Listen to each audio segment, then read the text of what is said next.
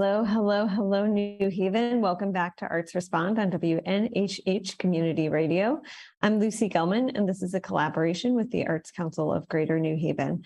I am really excited today to be with the Elements of Abundance, which sounds beautiful, but let me tell you what that is first, okay, before we get into it. So I was going to say in no particular order, but it actually is the order in which the elements are listed. I am today with Shayla Streeter, or Earth, an explorer, advocate, and connector of meaningful and loving relationships. Hafiza Torre, or Wind, a philosophical warrior who illuminates the world around her through exploration. I love these descriptions, by the way. When I was reading this, I was like, oh, I need them to write me a new bio stat. And Arden Santana, or Fire, a diplomatic, philosophical warrior who advocates for what is righteous. Ladies, welcome. I'm so excited to have you here. I'm sorry that we're not in person, but COVID is still with us right now. So let's talk about what the elements of abundance are. And first of all, how this was born. I'm excited to get into talking about programming, but I would love to bring listeners into the genesis of this wonderful group. That's one of our favorite stories. Yes, right? Yes. One of our favorite questions. So Shayla has to begin it. Yes. So how initially the elements became, it all surrounded around food. When I met Fire, which is Arden, initially she was pregnant with her daughter, second child, and had her first daughter. And I just witnessed and watched her prepare food and just, being a mom and cooking and just those responsibilities. So I offered my support and was like, let's put our meals together and let's, break bread, and pretty much we started that. And we initially did it on Wednesdays.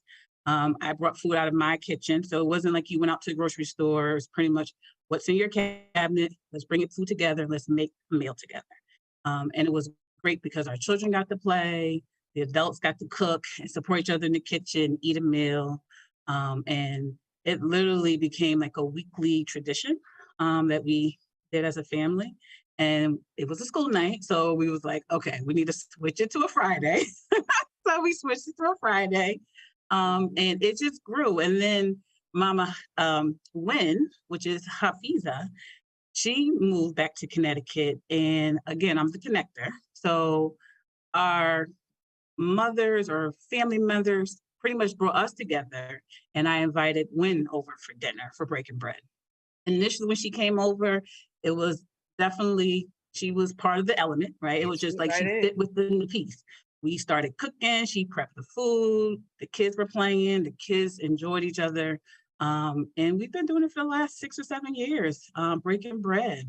And that's pretty much how the elements became like a unit. Well, actually, no, that's our origin. So that's our origin. Yes, correct. And also, are all of you, I assume all of you are fans of Earth, Wind, and Fire? Yes, we are. I appreciate their music. It was definitely more on my parents' time as far as like being Earth, Wind, and Fire, like Go Hard fans, but definitely grew up listening to them and have an appreciation for just the genius and what it is that they do. And just to add on to what Shayla said, like the Breaking Bread was truly a safe space for just this communal experience. And for me, it was therapy because I transitioned back to Connecticut in 2016 with 3 fairly young children to like kind of regroup after a divorce and like significant transitions in our lives.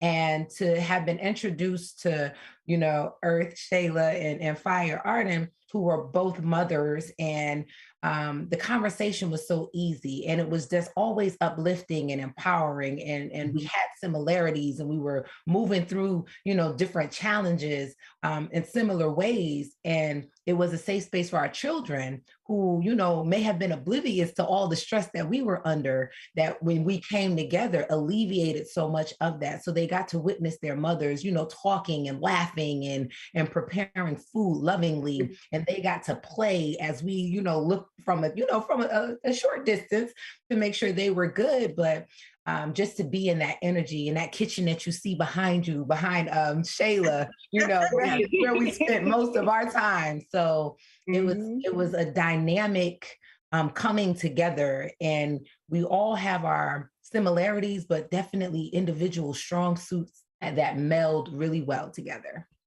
Well, I would love to hear about some of those similarities and some of those strong suits, but I'm also wondering if I get Lucy before you hop in, please. I gotta bring you to the end though, and how we became the elements. So there's a dance. There's a beautiful dance called Kizomba, not to be confused with Zumba. It originates from Angola, and when called a hug, it's just a hug. It's a beautiful dance.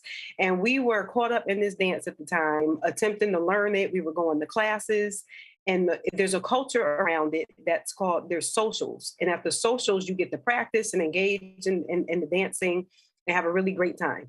So we were traveling along the East Coast, going to these Kizomba socials. And we were at one, we think Bridgeport, because they begin to blur. We went to so many. And the three of us were walking up the street. And this, I want to say, I like this, I guess a vagabond, because I don't know his status. But, you know, he was sitting, it was nighttime, it was dark. After 8 p.m., it was dark. We were walking to the venue. And the gentleman sitting on the wall says, as we're walking by, Earth, Wind, and Fire. And we knew immediately who we were. We knew immediately. And just who was earth, who was wind, who was fire. And you could feel the level of respect and admiration and reverence that he was bestowing upon us when he said it. You know, so that's the piece of the story we have, because that's the night we became the element. The element, yeah. But before that, we were mamas. We're mamas, and we still are. I was going to say, you're still mamas. Yeah. Yeah. Mm-hmm. And so I also want to ask about this importance of breaking bread, and also having, I think that one thing that sometimes parents lose is they don't always have their villages.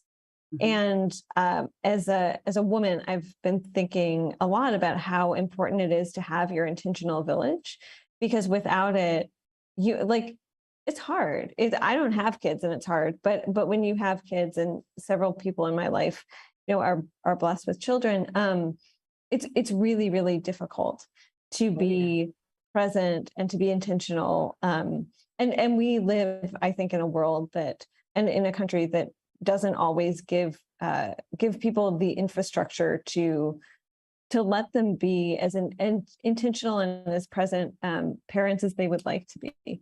And so I'm wondering if you can talk about coming together and having that safe space. I love that. I think all of you use the word safe space.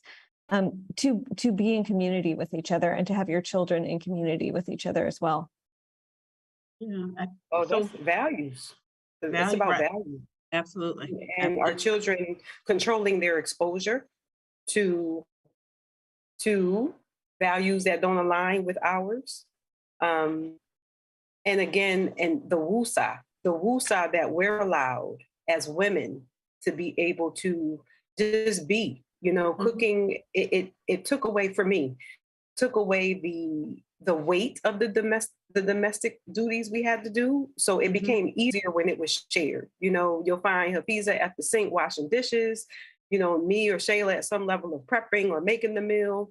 The older children were, you know, overseeing the activities of the smaller children. And we could just be, you know, we can have a glass of wine, talk, laugh, cry, and just be comfortable. You know, so that's what it was, for value, and just the shared responsibility not seeming. And when we moved it to Friday, you know, it was the end of a week, and you could just relax, you know, and we couldn't do happy hour as tired mamas, you know. So that was our happy hours. Those were our happy hours, you know, with our children present. And now I'll also add too, like, the space allowed us to be vulnerable, right, and trust one another. We're able to trust and be vulnerable to each other, which pretty much allowed us to continue breaking bread. And our children now see this as a tradition. We created a tradition within our homes, our families. And so now children are like, are we doing breaking bread this week? Are we doing breaking? So it becomes like a constant, they even are aware of this breaking bread and the value of it, and amongst them growing up with their besties and their sissies, as we call them. Yes, I love that. It's I was talking to a group of young kids recently who were working on a mural, and they said, "Well, these are my cousins," and then they were like, "Well, they're not really my," and I was like, "Don't worry about it.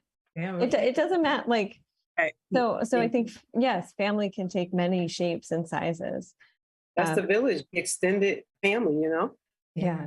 I think for me, just having, and I think for all of us, having an understanding what that contrast looks like, because prior to connecting with the elements, my parenting experience was very isolated. So I may have had, some groups, like we participated in Girl Scouts and various things to kind of build community. But because I lived in a place where I was away from family, it wasn't my hometown. I was, transitioning as trying to be a parent and meet people who were in alignment with, our values and how we parented. It was challenging. So I spent a lot of time in their early years in isolation. So to have the contrast of now having a true community, not something forced or, just implied because we're participating in the same activities, but as in we chose each other and like we're in alignment with how we operate, it was a stark contrast. And I grew a significant appreciation for it, as well as my children, because being in that environment, again, they have a crew. They got, it's like there are 10 of them minimally at one time in the same space. So to have the contrast of being somewhat isolated and then coming into a village environment, it really gave me a full appreciation of how valuable what it is that we've created is. And I think that's what also gave motivation to expanding it outward and allowing and inviting other people in. Yeah. And I would love to talk a little bit about, so Arden, you said, you share certain strengths, but also one thing that all of you share is your value system. And we are living in this world that, I don't know, to me, it feels crazy. It feels crazy all the time. And so I'm wondering if you can talk about some of those values that really ground you and ground your children. I think it begins with making sure they're steeped in their culture, ethnically. It begins with, and then incorporated into that are, relationships and, their social emotional well-being and intelligence and how you interact with others and respect for your elders and and adults. What's age appropriate, ritual, exposing them to ritual and spiritual practices that will empower them and actually, Lucy, help us to not feel like everything is crazy all the time. There's a work that has to be done and shielding and protecting ourselves from the craziness. So some of those values are around shifting perspective and helping them to always see, the more agreeable side of situations, but making sure they're aware of the disagreeable, and the awareness is around protection. So we feel that the more informed our children are, the better they're able to protect themselves and respond to situations if they are outside of us. And I think entrepreneurship is another among those values that are important for us.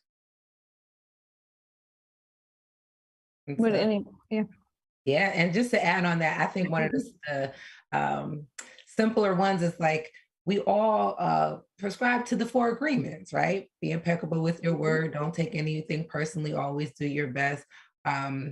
So it's those things that we expose the children to. Like I think all of our households have read that book, multiple times. It's something that we repeat when things come up, like don't take it personally, or always like we bring it back up. So I think there's a common language that our children are familiar with. We talk about manifestation. We talk about, abundance. Right? Yes. Having a positive mindset, how femininity. Yes, celebrating it. Yes, absolutely. And then creating ritual. We had the privilege of, we have daughters and sons. I want to say it's almost kind of equal parts of each number, male, female. We had the opportunity to ritualize coming of age from a womanhood perspective. So our daughters have a common experience in that they know who they can go to for guidance, and if they need to talk, what's going on with their bodies, it's celebrated. So we're creating rites of passages. And for our young men, Shayla has young brothers, young men. Yeah, yes. They also spend the summers in Maryland with my children's father, who teaches them life skills and trades. And so this is a consistent thing that they're experiencing and tools that they're, having on board as they're growing and developing. So that contributes to the community and the skill set and their preparedness as they develop. And is one of the ways that, Shayla, did I cut you off? No. I'm agreeing with Hafiz, and it's just same thing with that, 4 agreements, but, explaining to our children, what do you want, and just, and they are very vocal with expressing what they want. And, whenever there's something like a big project or something that we want to present, we call the village together and we sit down together and offer that support to that youth or to one of our children. So that's the thing I would just want to add to. Yes. Which seems like, so I do want to, you said, of course, the magic word, which is project, and I do want to talk about some of the awesome events that are coming up. But I also wanted to say, in listening to this, especially the ritual practices around womanhood and also manhood, to me, I hear a lot of like busting through stigma as well, because I think sometimes young women, and especially young women of color, are taught to be embarrassed or just like don't know what's happening to their bodies, and that can be very, very scary. It can be. And, thanks to Wen, who initiated that ceremony. Now, I went through the process and then, and did also a ceremony for my daughter. So again, we're going to continue this sort of ceremony for our daughters, so they are supported and understand, like, the talk around femininity, right? And not make it a stigma, and the elders in our community was like, we never had this in our life. We never experienced, someone teaching us and talking to us about this. So we're clear on what we're creating, and it feels good. It feels good. I love that. Especially, I think there's still so much shame for young women around like what's happening to them. I hope that, science classes and like health classes have evolved since I've been in school, but I don't have a ton of hope in the school system. And so I think we got a 10-minute lecture from a gym teacher about how to put a tampon in, and that was it. So there was no clarity.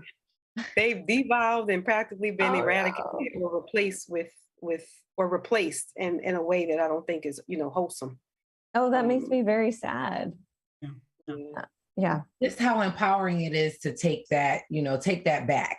And broaden the understanding of what it is that we're all going through. And we are very clear about the balance of it and understanding that, just energy and what it means to return the sacredness back to our experience, right? Because we can create all of these boxes and things that people want to label or fit themselves in. But when we look at it from a holistic, just universal standpoint, it really is just striving to be the very best that we can be, individually and collectively. So we honor the individual child. They all have, their different talents and gifts and their interests. And we want to support them in identifying like who they are. And again, just having a safe space to explore all of that. But it is very important to restore the sacredness back to every aspect of life, the way we eat, the way we think, the way we develop, all of those things. the way we dress, when we wear our hair, how we communicate to each other, right? Absolutely. Yes. Yeah. So it's about embodying those things. It's about being an example of that, not just saying, you should do this, but truly living that. And I think that assists us in countering a lot of the contrary things that, because we didn't have social media growing up. We didn't have a lot of the programming that they have today is very different than even the cartoons we watched growing up.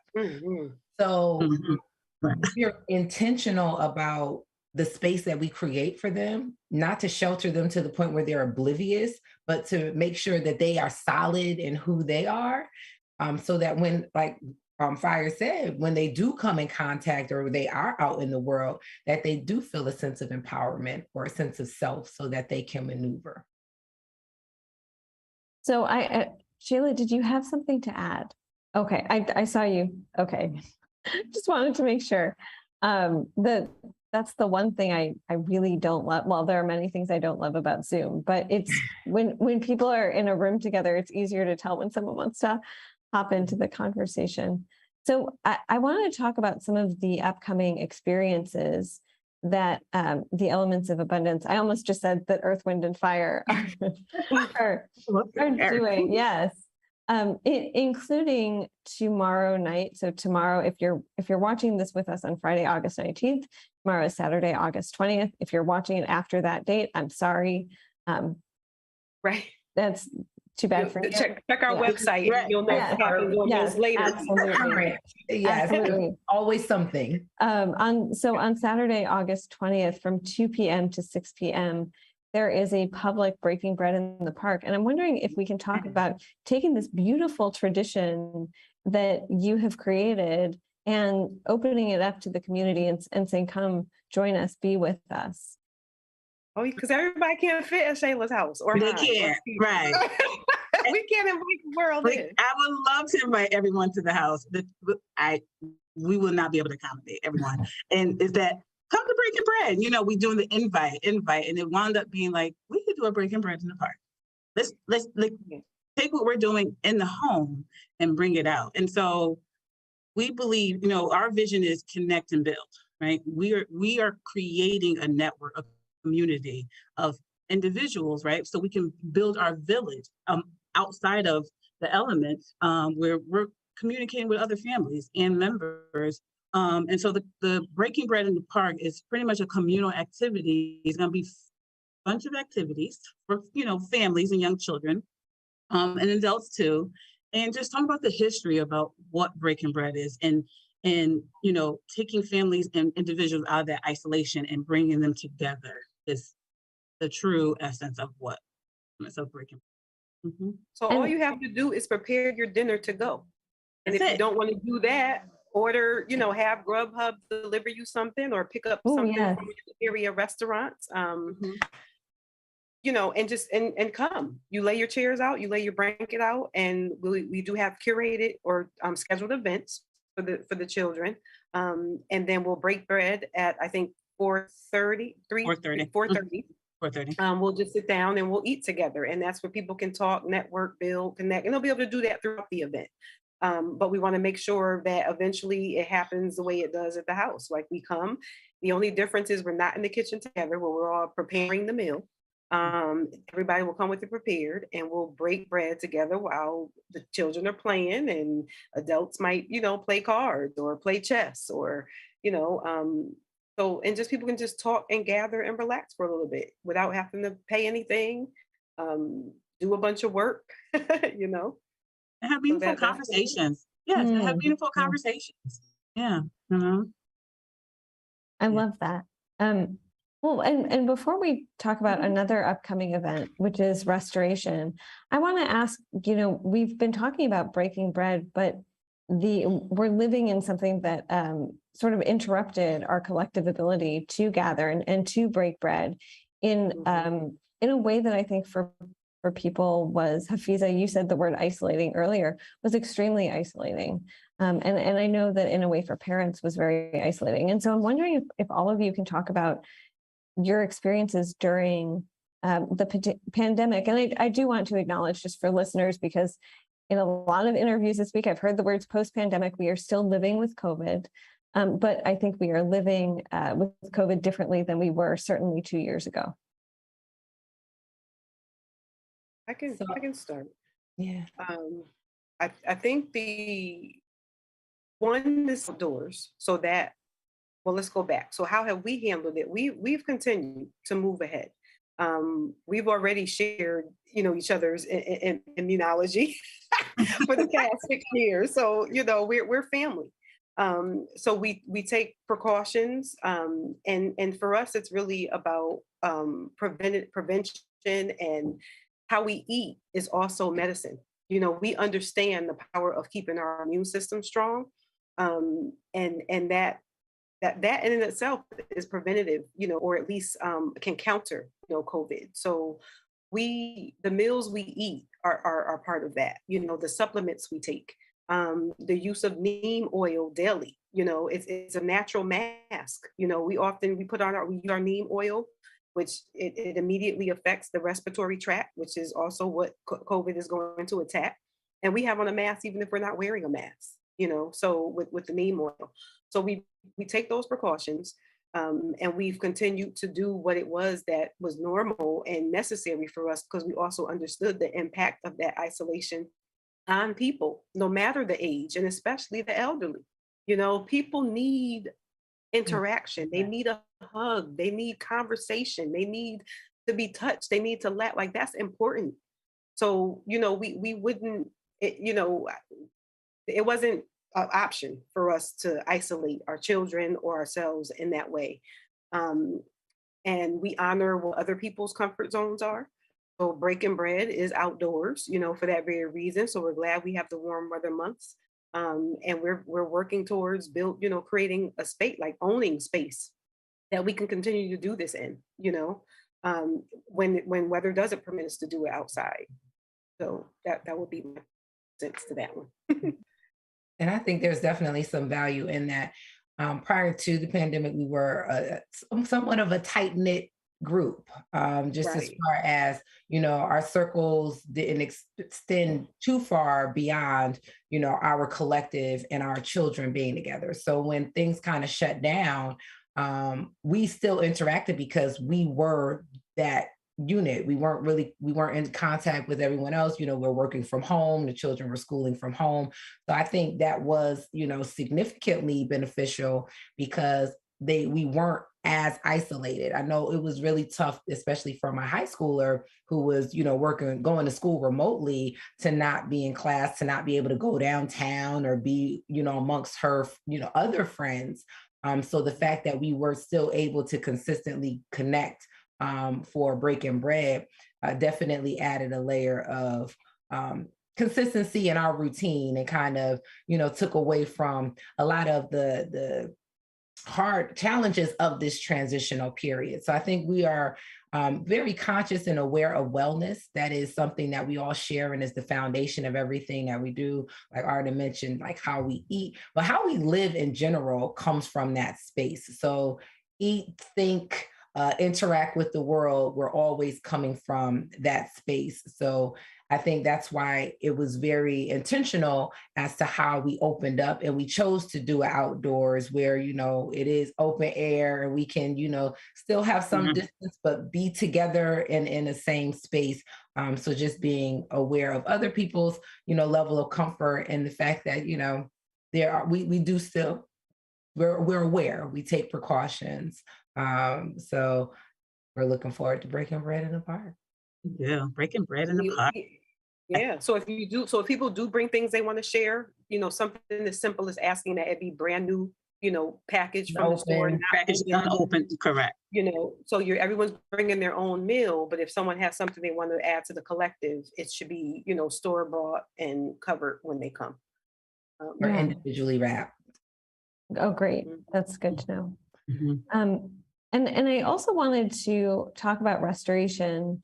So September 24th of this year, 2022. Is that correct? I heard a little. That's correct. Yes, it is. Okay. And both virtual and in person. And so I want to talk to you about this hybrid sort of setup, because this is, again, the world that we are strangely navigating our way through, but also about how this event came to be, because in watching, especially the women around me and the mothers around me, I'm often in awe, but I'm often also very aware of the fact that they take care of everyone except themselves.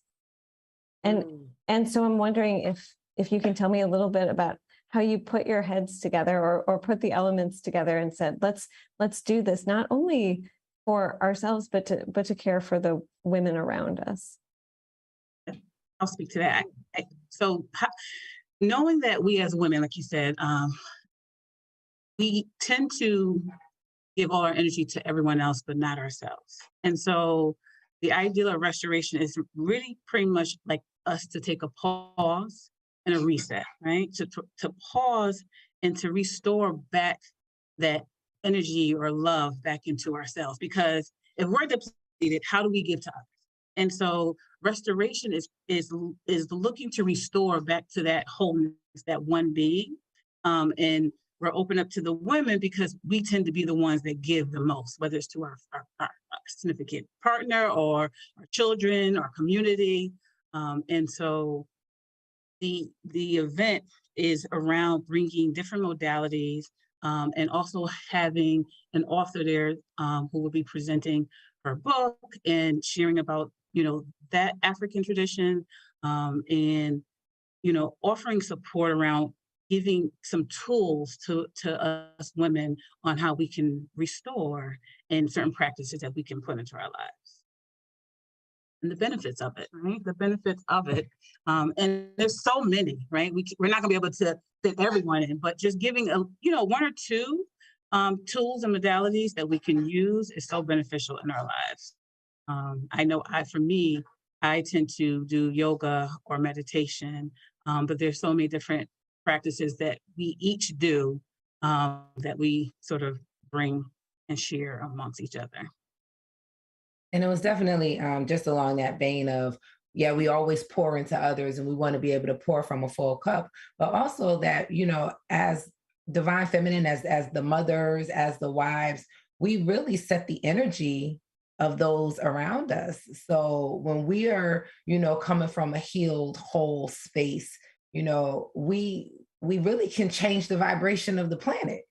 So that was really a lot of the motivation around creating a space where that can take place. So we have an amazing author who has written a book that really speaks to, the spiritual and the energetic aspect of the energy that we're rooted in.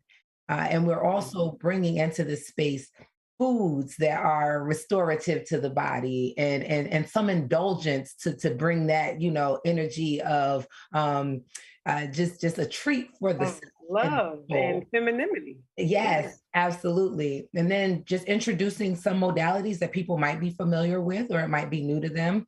We're going to have auricular acupuncture in the space, because when we speak about wellness, regardless of whether you're outside the home, inside the home, business owner, employee, executive, stress is something that we would like to manage and not have manage us.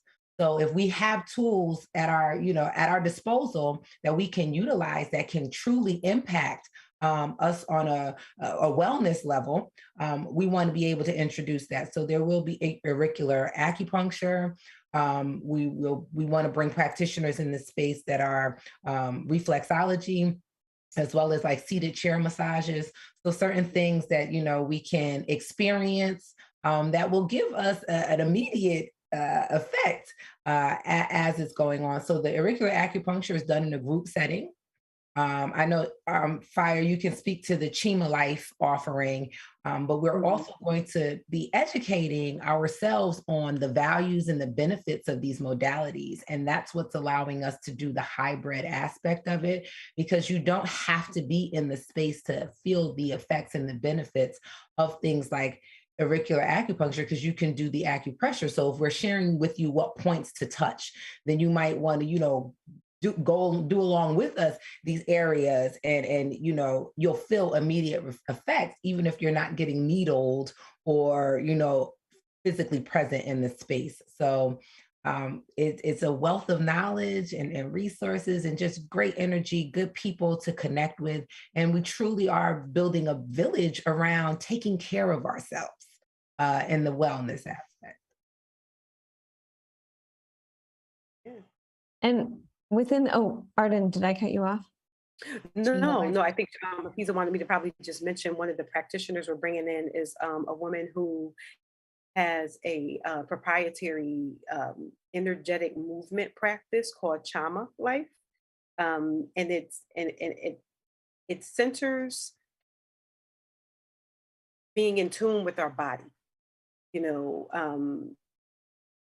honoring, caressing, acknowledging, loving our body and feeling it, you know, feeling it with conscious intention towards healing and love and self-acceptance and a positive way to channel the energy that we not just put out, but also that we take in.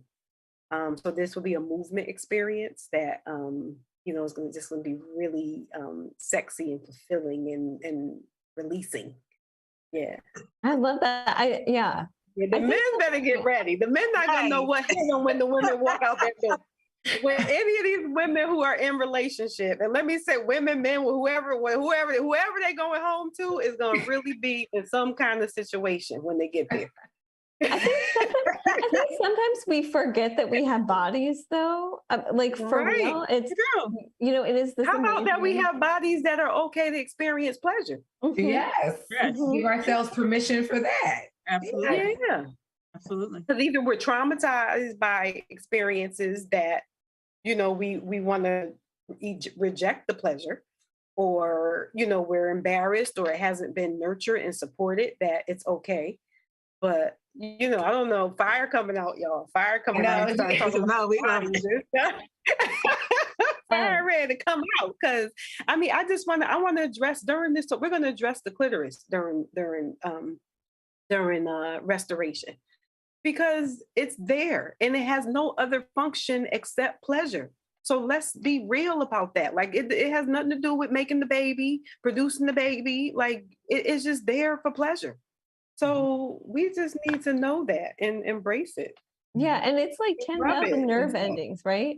It's something like it really is like that, tens of that. Yeah, it's right. And in a lot of, I remember also learning like in science class that it was a vestibular organ, but you didn't need it. It was like your appendix.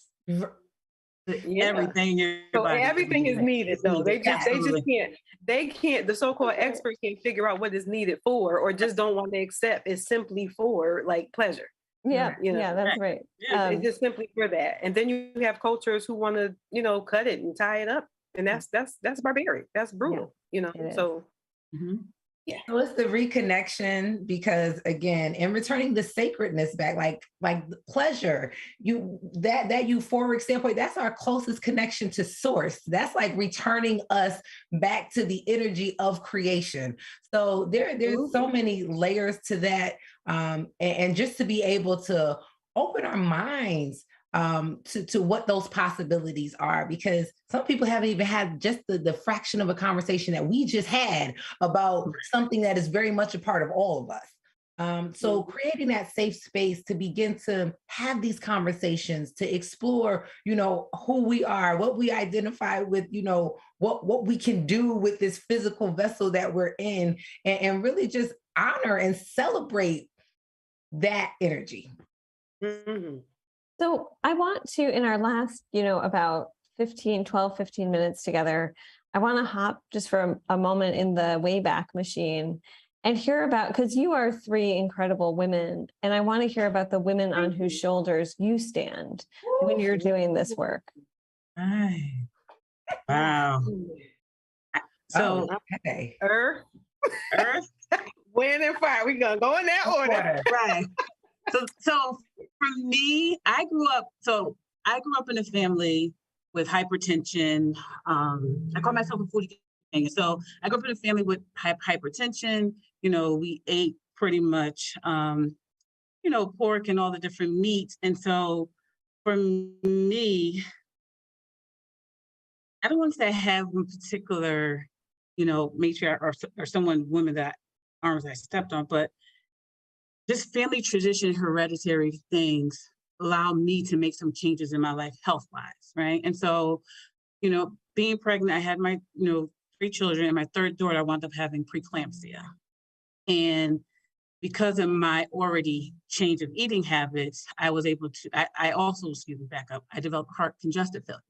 So yeah, I developed heart congestive failure, and through my eating practices, I was able to heal my congestive heart failure, but I also developed high blood pressure, which became like a traditional family.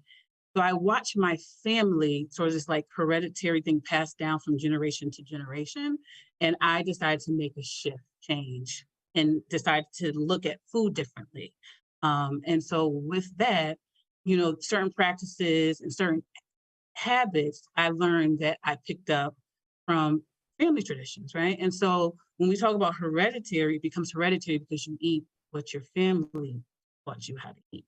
And so I had to retrain myself and my family how to pretty much approach food differently and see food differently and eat differently. And through that, I was able to heal myself, and also, share the information with my family. And now my mom is sort of, you know, looking at it differently, food differently too, reading labels, right? Reading labels, being committed to food, looking at food differently.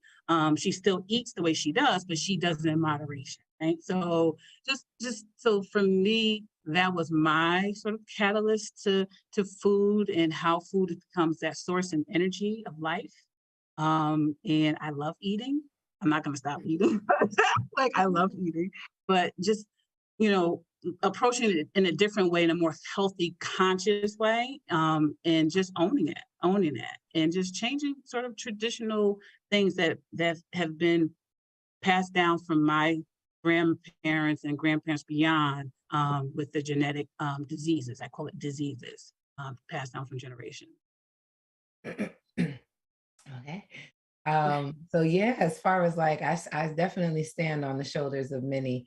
I'm the 6th generation of a long lineage of healers, especially in the maternal side of my family. So my great grandmother and the women's whose names I can still speak, and I'm grateful for that, because some people can't trace their lineage back 7 generations. And this tradition of being the healers of the family, and they healed through food, understanding of herbs, just had healing hands. A lot of them later on, once nursing became a profession, went into nursing because they just had the desire to help people. So my mother, who's been significantly impactful in my life, is a healer. She created what's behind me, the Zola experience, and really gave language to a lot of the work that we've all been called to do, as far as healing from trauma and healing, assisting others in our communities and healings in various ways, whether it's through food, whether it's through education and understanding of self. But understanding that that is really the foundation of how we move forward, as a collective, is really addressing the generations of trauma that we're experiencing and how it shows up in our interactions, our communication, our relationships, and how we walk in the world. So it took me some time to get to the space and the clarity of what my purpose is in this life. Being over 40, I feel like it took me this long to really understand who I am. So to have that clarity and really have the support in the village around me that honors me, I honor them. And again, utilizing all of our superpowers to create what it is that we're creating here. That's the foundation that brought me to this point, and just grateful for those who are here in the space with me to continue to move forward. Ashe. Ashe. So I think I'm a daughter of the world, a citizen of the world. And just I take from women around me. There's value in many women that have crossed my path in life. And I just sort of, use their example to sort of influence me. I'm an educator, I guess, by purpose. And I can trace that back to the time when you begin playing pretend. And for me, pretend, I did have dolls and things, but I pretended to play school or administrator. So, and then, I became a teacher, and then now I'm the founder of a school. So I do believe the spirit and energy of Mary McLeod Bethune and Ida B. Wells speaks to my soul and spirit, because I look at life as just doing what I got to do. But when I share what I'm doing to people and I see their reactions, I'm reminded that art and everything you're doing is not this small little feat that people just do every day, like build a school, So I have to, I look at, Bethune and I'm like, that's what she did. Ida B. Wells, these are women who wanted to bring awareness to narratives that are untold. And that's what motivates me. And it's what informs my curriculum. It's what informs the way we teach the content of our curriculum content at Sage Academy. And my grandmother, who was a librarian, I grew up after school going to the library and learning the Dewey Decimal System and just being in the library after school rather than home. So I think those are my experiences. Mama Katura, Fiza's mom. This is a new elder in my life who, brings me encouragement and example and guidance and those types of things. So, just honoring, acknowledging women and some men. There are men who it's important that we take from, because there's a balance. We're talking about energy, and there's feminine energy and there's masculine energy, and regardless of our pronouns and our sexuality and all of these things, it's about the energy, and there needs to be a balance of that for everybody, or we're all off balance, and and that is chaotic.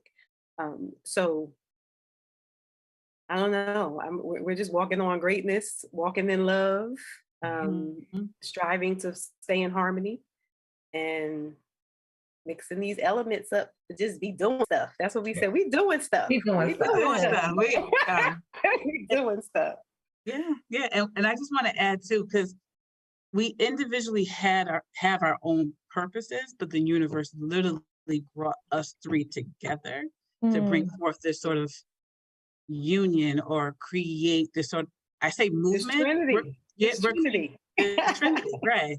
But we're creating this movement, right? And this movement, an alignment, which is allowing us to move in our divine purpose, but we're doing it together now, right? So there's sort of like no more movement separately. We're moving together as the element. There's momentum in that and energy in that.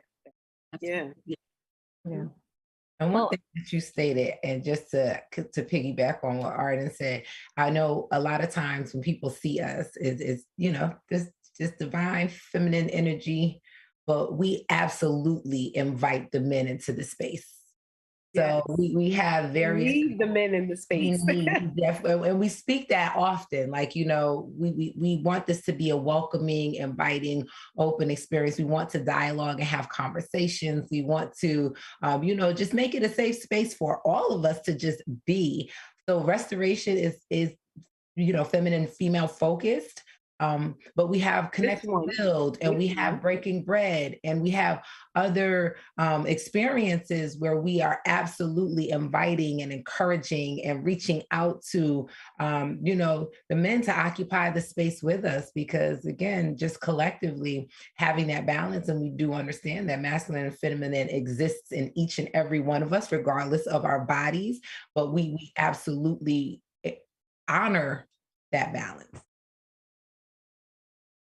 Well, I just want to thank all of you so much for spending this hour and change with me here today on WNHH Community Radio. If you're just joining us, I'm sorry you've missed a great conversation. Please go back and listen to all of it. It is on all of WNHH and the New Haven Independent streaming platform. So you can find it on Facebook, on SoundCloud, I don't know, maybe on the Instagrams. I don't really know what Snapchat is, but maybe it's hanging out over there. If you've missed our conversation, I have been here with the elements of abundance, Shayla Streeter, Hafiza Toure, and Arden Santana. Thank you all so much. And if you like what you have heard here and you want to come out and meet the elements of abundance and participate in their activities, you can do so tomorrow on Saturday. I almost said July 20th. It's August 20th. from 2 to 6 p.m., there is a Breaking Bread at the Park event. And if you go on the website, which we will drop in the comments, there is an RSVP link. Thank you all so much. And how can, in addition to your website, how can folks find you? We are on Facebook, the Elements event. We have a page on Facebook, and you can find us on Instagram, also the Elements. Awesome. Thank you all so much. Thank you. Appreciate you. Thank you. Thank you, Lucy. Good.